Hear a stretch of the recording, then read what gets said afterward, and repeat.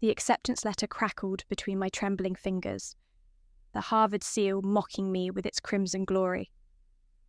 February the 15th, 2024. I knew this date. I remembered every excruciating detail of what was supposed to happen next. Katherine, honey, we need to talk. Mum's voice drifted from the kitchen, that same sickeningly sweet tone I'd heard 18 years ago, or was it yesterday? Time felt fluid when you'd lived through your own betrayal twice. My twin sister, Isabella, sat across from me at our mahogany dining table, her perfectly manicured nails drumming against the wood. She wore that innocent smile, the one that had fooled everyone except me. Well, everyone except the me who had died knowing the truth. You got in, Isabella whispered, her green eyes, identical to mine, sparkling with what others might mistake for pride. I knew better. I could see the calculation behind that gaze, the wheels already turning. Harvard actually accepted you. Not you, I wanted to scream. Me. They accepted me. But I bit my tongue and forced a smile. I can't believe it either. The last time I'd lived this moment, I'd been genuinely shocked, genuinely grateful, genuinely stupid. I'd run to Mum immediately, tears of joy streaming down my face, babbling about my dreams finally coming true. I'd trusted them both with my future. That trust had killed me. Mum's making her special celebration dinner, Isabella continued, her voice carrying that subtle edge I'd never noticed before my rebirth. You know how much she loves when we achieve great things. When I achieve great things, I corrected silently. Isabella had never achieved anything on her own merit. Every award, every opportunity, every moment of praise had been stolen from me or handed to her on a silver platter by our mother's manipulation. The kitchen door swung open, and Mum emerged carrying a tray of her famous chocolate chip cookies, my childhood favourite. Her auburn hair was pulled back in her signature perfect bun, and she wore her proud mother expression like a carefully crafted mask. My brilliant daughters, she cooed, setting the tray between us. Katherine, sweetheart, I'm so proud of you. Harvard, can you imagine? I could imagine, actually. I could imagine the next 3 weeks in vivid, painful detail. I could see Mum gradually planting seeds of doubt about whether I was mature enough for such a prestigious institution. I could hear Isabella's carefully orchestrated conversations about her own Harvard dreams, her tearful confessions about feeling left behind. I could feel the gradual erosion of my position as the family slowly convinced me that the sisterly thing to do would be to decline my acceptance and let Isabella take my place. I've already started researching dorm options, I said carefully, watching both their faces. In my previous life, I'd been too excited to notice the micro-expression of panic that flashed across Isabella's features, or the way Mum's smile tightened almost imperceptibly. Oh, honey, let's not get ahead of ourselves, Mum laughed, but there was strain in the sound. There's so much to consider. The financial burden, the distance from family, whether you're really ready for such an intense academic environment. There it was. The first seed. What do you mean? I asked, injecting just the right amount of uncertainty into my voice. I needed them to think their manipulation was working. Isabella leaned forward, placing her hand over mine with practiced sisterly concern. Mom just means that Harvard is incredibly demanding. Remember how stressed you got during AP chemistry? College-level pressure might be overwhelming. I nearly laughed. Isabella had been the one struggling with AP chemistry. I tutored her through every single assignment while she claimed credit for my study guides with our teacher. But in my previous life, their constant reminders of my academic weaknesses had slowly convinced me they were right. I managed fine in chemistry, I said quietly. After getting a C+ on your first test, Mum reminded me gently, we just want what's best for you, Katherine. Sometimes the opportunities that seem most exciting aren't the ones that will make us happiest. The conversation continued exactly as I remembered. Every word, every gesture, every manufactured moment of concern designed to make me doubt myself. But this time, I wasn't the naive 18-year-old who believed her family had her best interests at heart. This time, I was the woman who had died at 25, poisoned by the sister who had stolen my life and the mother who had enabled it. 3 weeks. That's how long their campaign had taken in my previous life.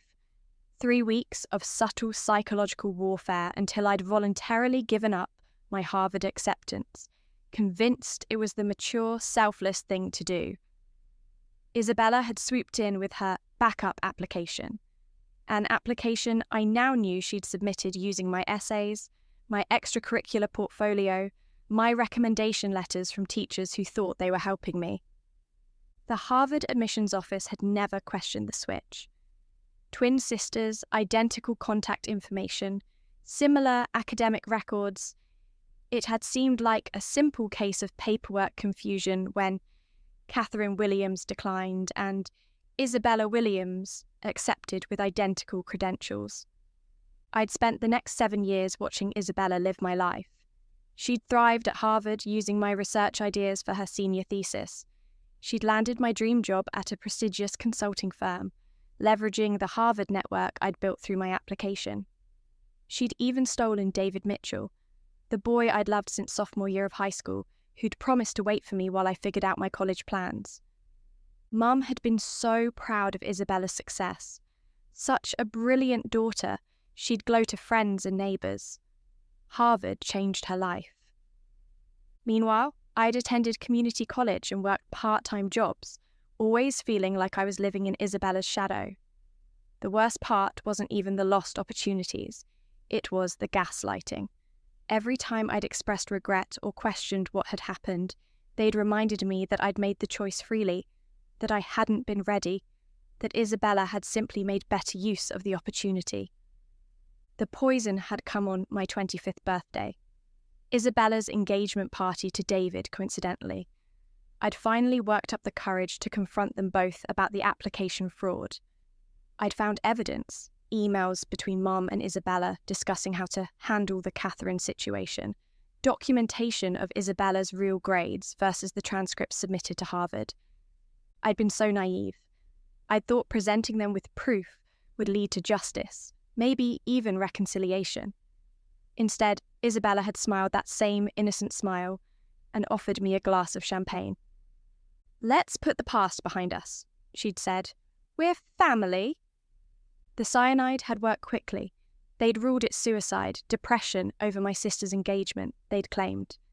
Mum had given a beautiful eulogy about my troubled mental state and how she tried so hard to help me find my way.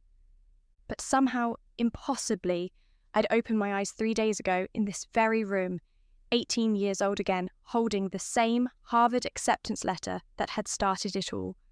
This time would be different. "You know what?" I said, suddenly interrupting Mum's monologue about the financial burden of Ivy League education. "You're both right. This is a huge decision, and I shouldn't rush into anything." Isabella's hand squeezed mine encouragingly. "Exactly. You have time to think about what you really want." "What I really want," I thought, "is to watch both of you get exactly what you deserve." "Maybe I should talk to some Harvard students first," I continued. "Get their honest opinion about whether it's worth it." "That's very mature of you," Mum beamed. "Isabella, didn't you say your friend Alex's older brother goes to Harvard?" I remembered Alex, Isabella's supposed friend, who was actually her secret source of inside information about Harvard's application process.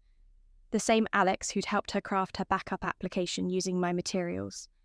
"I could reach out to him," Isabella offered eagerly. "That would be wonderful," I smiled back. "I want to make sure I'm making the right choice for everyone." Everyone. The word tasted bitter, but I forced my expression to remain grateful and uncertain. They thought they were manipulating a confused teenager. They had no idea they were playing against someone who knew every move in their game. As I headed upstairs to my room, clutching the acceptance letter that represented everything I'd ever wanted, I could hear them whispering in the kitchen. planning their next moves, no doubt, discussing how to accelerate the timeline, how to plant bigger doubts, how to position Isabella as the better candidate. Let them plan. I had plans of my own. I locked my bedroom door and pulled out my laptop, navigating to a folder I'd never created in my previous life. Evidence. 3 days of rebirth had given me time to start collecting documentation, screenshots of Isabella's real academic records from the school portal, photos of my original essay, drafts with timestamps, recordings of conversations where they discussed their strategy. This time, I wouldn't just lose my Harvard acceptance. This time, I'd make sure they lost everything. The game had begun, and I held all the cards. The next morning, I woke to Isabella's voice floating through the thin wall between our bedrooms. She was on the phone, probably thinking I was still asleep like the heavy sleeper I'd always been. But death changes you. Sleep felt less necessary when you had revenge to plan. "No, she hasn't signed the acceptance yet," Isabella whispered. "Mom thinks we can get her to decline within 2 weeks if we push the financial angle harder." 2 weeks. They were accelerating the timeline. I pressed my ear closer to the wall, my phone recording every word. "The backup application is ready," Isabella continued. "All we need is for her to officially decline, then we submit the swap request. Harvard won't question it. Twins get mixed up all the time in their system." There it was. Confirmation of the systematic fraud I'd suspected, but never proven in my previous life. "Yes, I know the risk." Isabella's voice grew sharper. "But she's not smart enough to figure it out. She never was. Mum's been conditioning her for years to doubt herself. Katherine will convince herself this was her idea." My hands trembled with rage, but I forced myself to keep recording. Evidence. I needed evidence. "David already said he'd support whatever decision I make about college." Isabella laughed softly. "He has no idea Katherine thinks he's waiting for her. Poor thing actually believes that crush was mutual." The recording device nearly slipped from my shaking fingers. Even knowing what I knew, hearing her casual cruelty felt like a physical blow. After Isabella ended her call, I waited exactly 10 minutes before emerging from my room with carefully tousled hair and sleepy eyes. The performance had to be perfect. "Morning, Izzy," I yawned, using the childhood nickname that always made her smile smugly. She thought it showed how much I adored her. "Morning, sleepyhead," she grinned, already dressed in her perfectly coordinated outfit. "I talked to Alex's brother last night. He said Harvard is incredibly stressful. 3 of his friends dropped out freshman year from the pressure." Lies, all lies. But I nodded thoughtfully, as if this fictional information was deeply concerning. "Really? That's scary." "I'm not trying to discourage you," Isabella said quickly, her voice dripping with false sincerity. "I just want you to have all the facts. College is expensive, and if you're not completely sure—" "You're such a good sister," I replied, injecting genuine warmth into my voice. The kind of warmth that used to come naturally when I believed she actually cared about me. "Looking out for me like this." Isabella's smile faltered for just a microsecond. Guilt, maybe, before snapping back into place. "Always." Mum bustled into the kitchen, carrying a stack of financial aid forms. "Katherine, honey, I've been researching Harvard's costs. Even with your partial scholarship, we're looking at nearly $40,000 a year out of pocket." I examined the papers she handed me, noting immediately that she'd calculated everything using the most expensive options. Premium meal plans, luxury dormitories, maximum textbook estimates. In my previous life, these inflated numbers had seemed legitimately overwhelming to my 18-year-old mind. "Wow," I breathed, letting appropriate concern show on my face. "That's a lot." "It is," Mum agreed solemnly. "And that's not including the hidden costs. Transportation, clothes suitable for Boston winters, networking events. By graduation, you could be looking at over $200,000 in debt." More lies. She'd deliberately chosen the most expensive estimates for everything, while ignoring the substantial financial aid package I'd actually received. But I played along, furrowing my brow with manufactured worry. I don't want to burden the family financially, I said slowly. Oh, sweetheart, Isabella jumped in right on cue. That's so selfless of you to think about us, but you shouldn't make this decision based on money alone. The manipulation was masterful, I had to admit. Present the problem, watch me internalize the guilt, then position Isabella as the voice of reason who wasn't pressuring me, even as she absolutely was. What would you do, I asked Isabella directly, if you were in my position? Isabella's eyes lit up with barely contained excitement. Honestly, I think I'd consider taking a gap year. Really think about whether Harvard is the right fit, maybe apply to some other schools that offer better financial aid packages. And conveniently, you've already prepared an application to take my spot, I thought. That's actually not a bad idea, I mused aloud. A gap year could give me time to work, save money, figure out exactly what I want to study. Exactly, Isabella clapped her hands together. And if you decide Harvard is truly what you want, you could reapply next year with a clearer sense of purpose. The flaw in their logic was glaring. Harvard doesn't hold spots for gap year students who decline admission. If I decline now, I'd have to reapply from scratch, competing against an entirely new pool of applicants. My acceptance meant nothing once I gave it up. But Isabella was counting on me not understanding that. In my previous life, I hadn't. You know what? You're both right, I said, standing up from the table. I need to think about this more seriously. Maybe I should call Harvard's admissions office and ask about deferral options. Both of them froze. Deferral? Mum's voice pitched slightly higher. Yeah, you know, keeping my acceptance but delaying enrollment for a year. That way I could take the gap year, Izzy suggested, without losing my spot. Isabella's face went pale beneath her foundation. Oh, I don't think Harvard offers deferrals for financial reasons. Actually, they do, I replied innocently. I read about it on their website. They're pretty accommodating for students who need time to arrange funding. That was true, and Isabella knew it. I could see panic flickering behind her green eyes as her perfect plan started cracking. Well, Mum interjected quickly, deferrals are complicated. There's paperwork, conditions you have to meet. Wouldn't it be simpler to just decline and reapply when you're more prepared? Maybe, I agreed amiably. I'll call them today and ask about both options. The kitchen fell silent except for the tick of our antique wall clock. I could practically hear the wheels spinning in their heads as they tried to figure out how to discourage me from making that call without seeming suspicious. You know what, Katherine? Isabella said suddenly, her voice artificially bright. I've been thinking about this all wrong. Maybe I should apply to Harvard too. There it was, the pivot I'd been waiting for. Really? I turned to her with wide, surprised eyes. Yeah, I mean, if the financial burden is too much for one of us, maybe we could both apply and see who gets the better aid package. It could be like a friendly competition. Mum nodded enthusiastically. That's a wonderful idea. Isabella has such strong grades and her extracurriculars are impressive. I nearly snorted. Isabella's strong grades were mostly the result of my tutoring, and her impressive extracurriculars included several activities where she'd taken credit for my work. But I maintained my supportive sister act.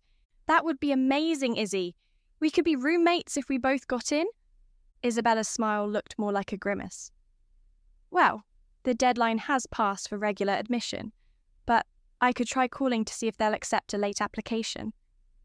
Actually, I said casually, I think I remember you mentioning you already submitted a backup application somewhere, just in case you decided you wanted to go to college after your gap year plans. The temperature in the room seemed to drop 10 degrees. Isabella's mouth opened and closed like a fish gasping for air. What? No, I never said that. Oh, maybe I misheard, I shrugged. Anyway, I should get ready for school. Thanks for helping me think through all this, you guys. It's so nice having family who really care about what's best for me. As I headed upstairs, I could hear urgent, whispered conversations erupting behind me. They were rattled. Good. In my room, I opened my laptop and began typing an email to Harvard's admissions office, not to defer or decline, but to request additional information about their identity verification processes for accepted students. I wanted to know exactly what documentation they required, what their procedures were for preventing application fraud, and how they handled cases where someone might try to impersonate an accepted student. Then, I opened a new browser tab and began researching something else entirely: criminal penalties for identity theft and fraud in Massachusetts. If Isabella wanted to steal my Harvard acceptance, she was going to discover that some crimes carried consequences even beyond losing the opportunity itself. My phone buzzed with a text from David Mitchell.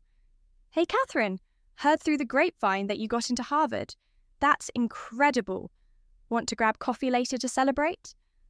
I stared at the message, my heart clenching with familiar pain. In my previous life, I'd been so happy to receive this text. I'd thought it meant he cared about me, that maybe Isabella was wrong about him not being interested. Now I knew better.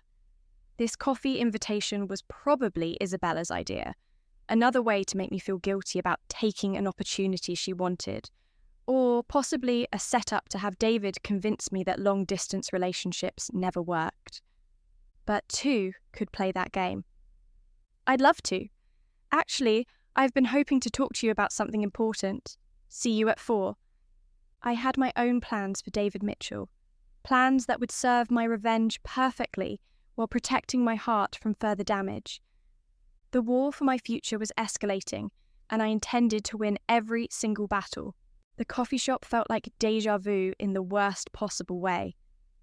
David sat across from me in the same corner booth, wearing the same navy sweater that had once made my heart race. His brown hair caught the afternoon light exactly as I remembered, and his smile still had that boyish charm that had made me fall for him in the first place. But this time, I saw the calculation behind his warm expression. "So, Harvard," he said, stirring sugar into his latte. "Isabella mentioned you're having second thoughts." There it was, confirmation that this meeting wasn't his idea at all.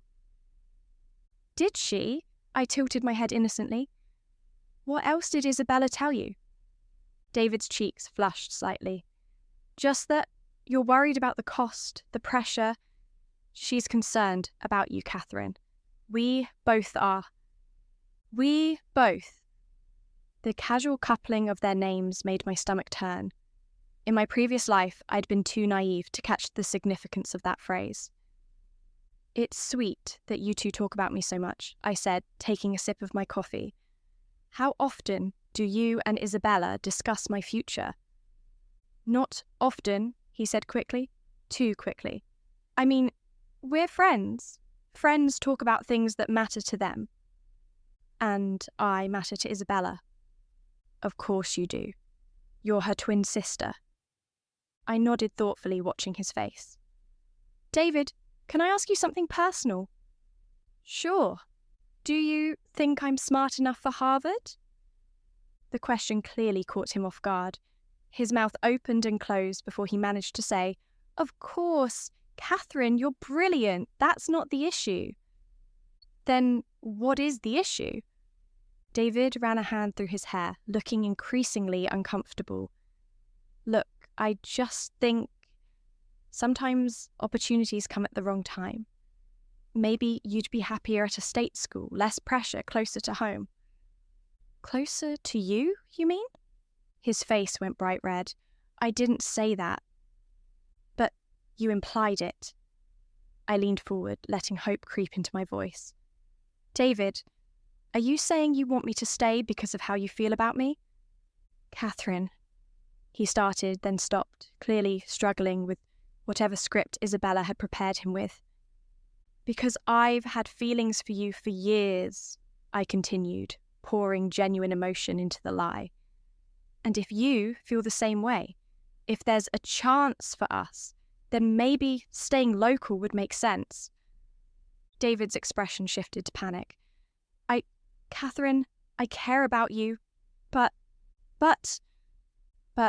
Isabella and I, we've been talking and perfect. I had him exactly where I needed him. And what, David? We've been getting closer lately, he admitted, his voice barely above a whisper. I didn't plan it. It just happened. I'm sorry, Katherine. I know you had feelings for me, but Isabella and we connect in a way that's really special. The knife twisted in my chest, even though I'd expected this exact conversation, even though I'd lived through this betrayal before, even though I knew he was just another pawn in Isabella's game. How long? I asked quietly. A few months, he said, unable to meet my eyes. We didn't want to hurt you, especially with everything going on with college decisions. Isabella thought it would be better if you heard it from me directly, so you could move on. So you could move on. Such kind, thoughtful people helping me process my heartbreak. Never mind that they'd been lying to me for months while I harboured hope for something that never existed. Does everyone know? I whispered, letting tears gather in my eyes. Am I the only one who didn't realise? No, God no. We've been very discreet. Your parents don't even know yet. Another lie. Mum absolutely knew. She'd probably encouraged the relationship as another way to tie me to the family, while Isabella lived my life at Harvard. I feel so stupid, I said, letting one tear fall. All of this time, I thought, and you two were. Katherine, please don't cry. This doesn't change how much I care about you as a friend. As a friend. I looked up at him with devastated eyes. Right. David reached across the table and squeezed my hand. Hey, maybe this is actually good timing. You can go to Harvard with a clear head, no distractions, follow your dreams. I blinked in confusion. But you just said I should stay local because of the pressure. David's face went pale as he realised his contradiction. I mean, I just want what's best for you, whether that's Harvard or somewhere else. What does Isabella think is best for me? Isabella wants you to be happy, he said automatically, and she'd be happy if I went to Harvard. The trap was closing. David was struggling now, trying to balance Isabella's script with his own slip-up about encouraging me to go. She wants whatever you want. But if I go to Harvard, I'll be so far away. Isabella will miss me terribly, don't you think? Of course, but... And you'll miss me too? Katherine. Or maybe it would be easier for you both if I wasn't around. I let my voice break slightly. If I was out of the way so you could be together without worrying about hurting me. That's not... We never said that. But you thought it. David pulled his hand away from mine. I think you're upset and reading too much into things. Am I? I wiped my eyes with a napkin. David, can I tell you something? Something I probably shouldn't? He nodded reluctantly. Isabella has been trying to convince me to turn down Harvard. She and Mum both have. They keep talking about the cost, the pressure, how I'm not ready, and now you're here breaking my heart right before I have to make the biggest decision of my life. I looked directly into his eyes. Tell me honestly, did Isabella ask you to do this today? No, he said, but his voice lacked conviction. Did she tell you to discourage me from going to Harvard? Katherine, you're being paranoid. Am I? Because it feels like everyone I love is working together to keep me from my dream, and I can't figure out why. I let desperation creep into my voice. Unless Isabella wants something I have? David's jaw tightened. That's a terrible thing to say about your sister. You're right, I said quickly. I'm sorry, I'm just hurt and confused. Isabella would never do anything to hurt me. Exactly. She loves you. She loves me, I repeated softly. Then I pulled out my phone. David, can I show you something? What? It's probably nothing, but I found this in Isabella's room yesterday. I opened a voice memo app and played the recording I'd made that morning. Isabella's phone conversation about the backup application and the timeline for getting me to decline. David's face went white as Isabella's voice filled the space between us. She's not smart enough to figure it out. She never was. Mum's been conditioning her for years to doubt herself. When the recording ended, the coffee shop felt deadly silent. Katherine, David whispered. She's been planning this for months, hasn't she? I asked, my voice hollow with manufactured betrayal. The backup application, turning me against Harvard, even you breaking up with me today. It's all part of her plan to steal my acceptance. David's hands were shaking. I didn't know about the application thing. I swear to God, I didn't know about that. But you knew she wanted me to decline Harvard. He nodded miserably. She said it would be better for you, that you'd be happier somewhere else. She made it sound like she was protecting you, protecting me by stealing my future. Katherine, I am so sorry. I thought... She said you were having doubts anyway, that she was just helping you see what you really wanted. I stood up from the table, clutching my phone. I need to go home and confront her. Wait, David grabbed my wrist. What are you going to do? I looked down at him with cold determination. I'm going to give Isabella exactly what she deserves. As I walked away from the coffee shop, leaving David sitting in stunned silence, I allowed myself a small smile. Phase 1 of my revenge was complete. David now knew the truth about Isabella's manipulation, and his guilt would eat him alive. More importantly, he'd serve as the perfect witness when everything came crashing down. Isabella thought she was so clever, using everyone around me as weapons in her war against my future. But she'd made one critical mistake. She'd assumed I was still the trusting, naive girl who'd believed in her goodness. I wasn't that girl anymore. That girl was dead, and Isabella was about to discover just how dangerous her victim had become. I found them in Mum's study, hunched over her computer like conspirators planning a heist, which, in a way, they were. Isabella's fingers flew across the keyboard while Mum leaned over her shoulder, both of them so absorbed in their scheming that they didn't hear me approach. The application looks perfect, Mum was saying. Harvard will never know the difference. Katherine's essays, your name, identical test scores. And once she officially declines tomorrow, we submit the swap request.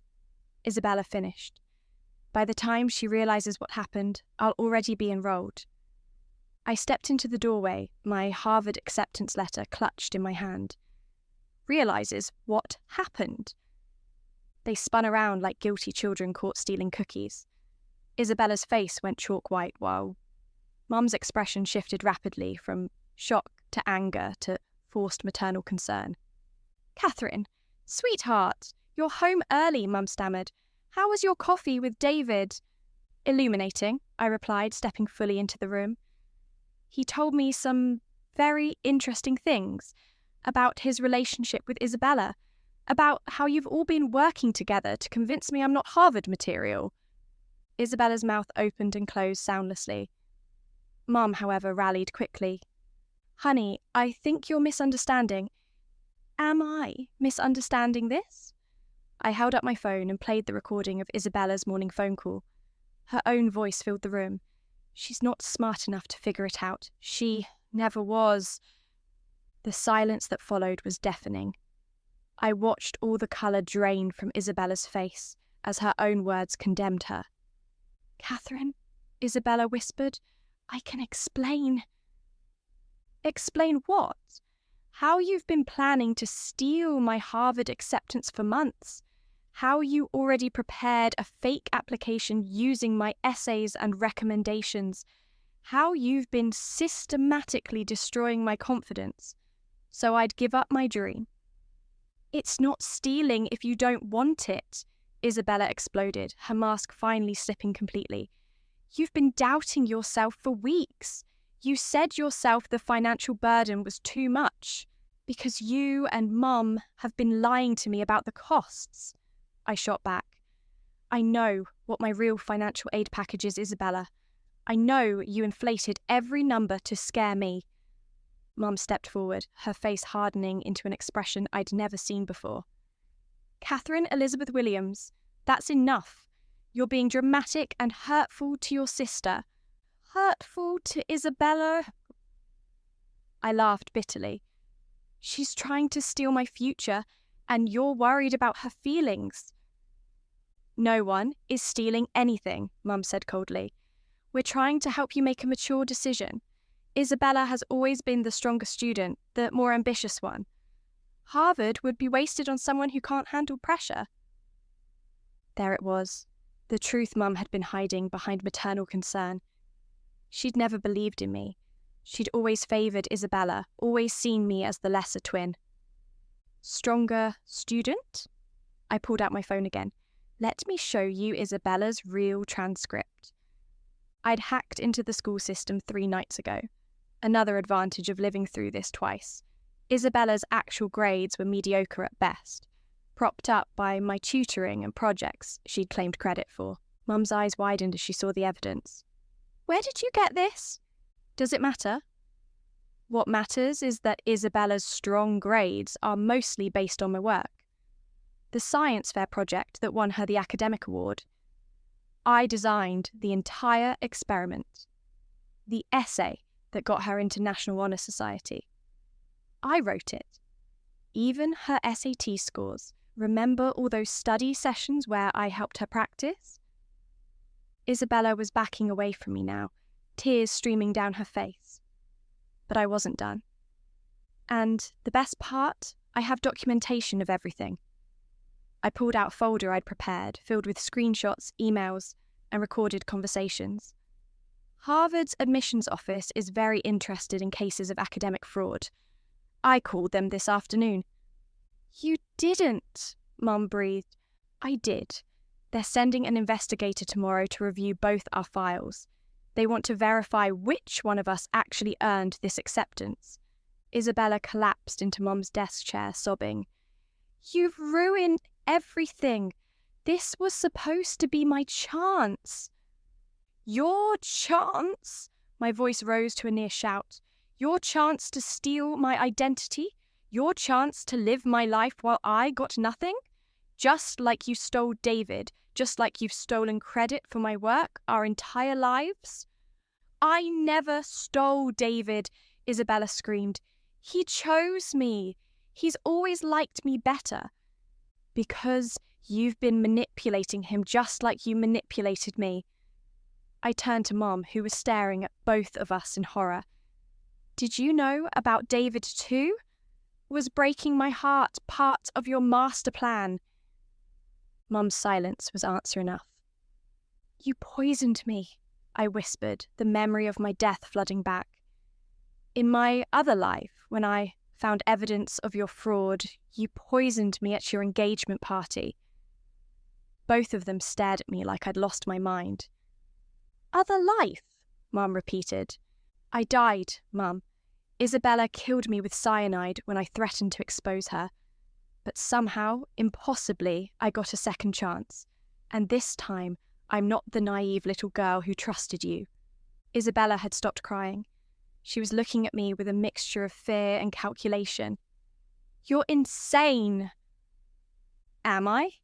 Let me prove how sane I am. I pulled out my final piece of evidence, a small digital recorder. This has been recording our entire conversation. Harvard's admissions committee will find it very interesting, along with everything else I've collected. Katherine, Mum said slowly, her voice taking on a dangerous edge, you're making a terrible mistake. Family loyalty means everything. If you destroy Isabella's future over this, you'll regret it for the rest of your life. Loyalty? I laughed harshly. You mean the loyalty you showed when you helped Isabella plan to steal my acceptance? or the loyalty Isabella showed when she stole my boyfriend, my achievements, and eventually my life? I walked to Mum's computer and saw what they'd been working on. A forged decline letter with my signature, ready to send to Harvard. "Too bad for you both," I said, deleting the file with a single keystroke. "I'm not declining anything. I'm going to Harvard, and Isabella is going to face the consequences of fraud and identity theft." "You can't prove anything," Isabella said desperately. "It's your word against ours." "Actually, it's not." David's voice came from the doorway. He stepped into the room, his face grim. "I heard everything Katherine recorded at the coffee shop, and I'm prepared to testify about how you coached me to manipulate her." Isabella's face crumpled. "David, you're supposed to be on my side." "I was never supposed to be part of a conspiracy to destroy someone's future," he replied quietly. "Katherine, I'm sorry for all of it." I looked around the room at the three people who had shaped my world, who I'd loved and trusted completely in my previous life. Mum stood frozen in defeat. Isabella sobbed in the chair, her carefully constructed plans in ruins. David waited by the door, guilt and shame written across his features. "The Harvard investigator arrives at 9 tomorrow morning," I announced. "Isabella's fake application will be exposed, and she'll likely face criminal charges for identity theft and fraud. David can explain his role in the emotional manipulation to a counsellor. I'm sure the school will be interested in his involvement. And Mum." I turned to face the woman who'd given birth to me, but never truly supported me. "You can explain to Dad why your favouritism and enabling destroyed this family." I headed toward the door, then paused. "Oh, and Isabella? In case you're wondering what happens next, I thrive at Harvard. I graduate summa cum laude, get into an amazing graduate program, and build the life I was always meant to have. You get exactly what you deserve. Nothing." As I walked upstairs to pack for my campus visit next week, I could hear Isabella's wails echoing through the house. Mum was frantically making phone calls, probably trying to find a lawyer who could somehow fix this mess. But it was too late. The truth was out, justice was coming, and my future was finally secure. I looked at my Harvard acceptance letter one more time, then carefully placed it in my luggage. This time, no one could take it away from me. This time, Katherine Williams was going to Harvard, and nothing, absolutely nothing, would stop her from claiming the life she died for once before. The girl who trusted blindly was dead. The woman who fought back had been born from her ashes, and I was just getting started.